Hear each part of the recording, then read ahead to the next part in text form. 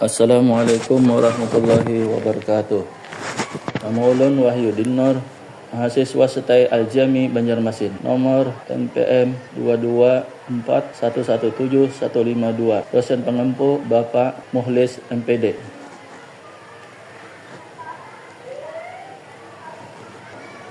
Abstrak. Penulisan Al-Quran telah dimulai pada zaman Al-Quran lebih banyak dihafalkan dari para penulis karena kemampuan para sahabat Rasulullah SAW sangat kuat dan cepat, dan jumlah penghafal sangat banyak.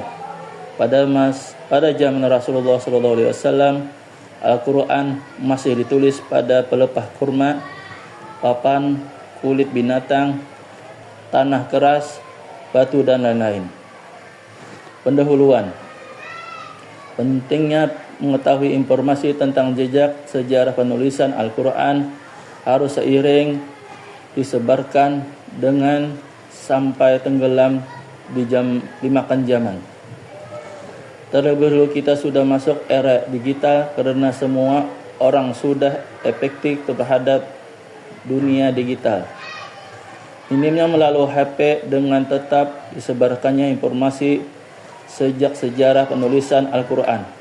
Maka dengan begitu menjadi langkah pembinaan dan penyebaran informasi terkait sejarah kitab suci umat Islam, sehingga diharapkan informasi jejak sejarah penulisan Al-Quran tidak tenggelam termasuk zaman, dan secara informatika terkesan lebih termanajemen. Terlebih pentingnya manajemen termasuk manajemen menyampaikan informasi jejak sejarah penulisan Al-Quran sudah diungkapkan dalam banyak ayat Al-Quran, dan hal ini bagian dari strategi penyebaran informasi keislaman. Hasil pembahasan. Pengertian Al-Quran. Secara bahasa Al-Quran berasal dari kata benda bersinonim dengan kata Al-Qira'ah yang berarti bacaan. Juga dapat diartikan sebagai bacaan sempurna.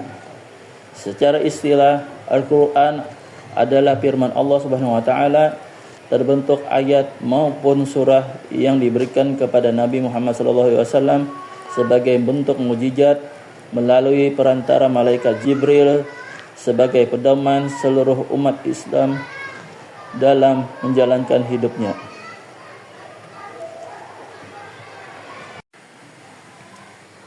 Penulisan Al-Quran pada masa Nabi Muhammad. Penulisan Al-Quran sudah dimulai pada masa Nabi Muhammad SAW sejalan, seiring dan penghafalan dan penyebarannya. Penghafalannya dimungkinkan mengingat bangsa Arab dikenal sebagai kuat ingatan dan hafalannya, terutama dalam merekam silsilah keturunan dan riwayat dan sejarah kabilah-kabilah mereka. Sedangkan penulisan Al-Quran dimungkinkan mengingat budaya tulis-menulis juga sudah dikenal pada masa itu, seperti syair-syair Arab yang ditulis dan digantung di dinding Ka'bah. Jadi walaupun tingkat literasi masyarakat Arab waktu itu masih sangat rendah, tidak berarti tulisan menulis sama sekali tidak dikenal. Sejarah pembukuan Al-Quran. Pembukuan Al-Quran sudah mulai sejak zaman Nabi Muhammad SAW.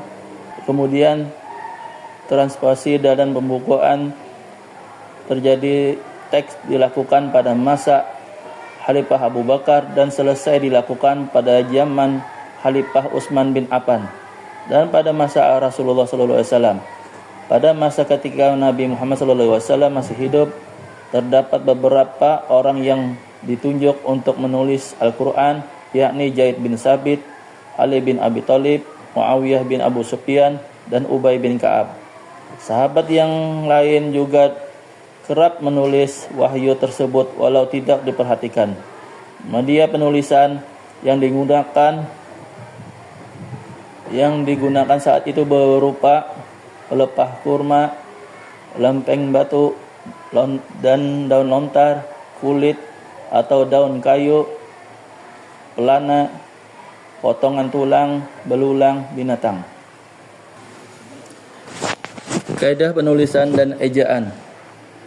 Para ahli dan pakar Al-Quran sependapat bahwa Al-Quran harus ditulis dan disalin sesuai dengan ortografi dan ejaan yang telah ditetapkan dan disepakati oleh para sahabat Nabi Shallallahu Alaihi Wasallam pada zaman Khalifah Utsman bin Affan. Ortografi tersebut telah dikenal sebagai tulisan mushaf yang tertera dalam tulisan yang digunakan dalam mushaf resmi sejak zaman Khalifah Utsman.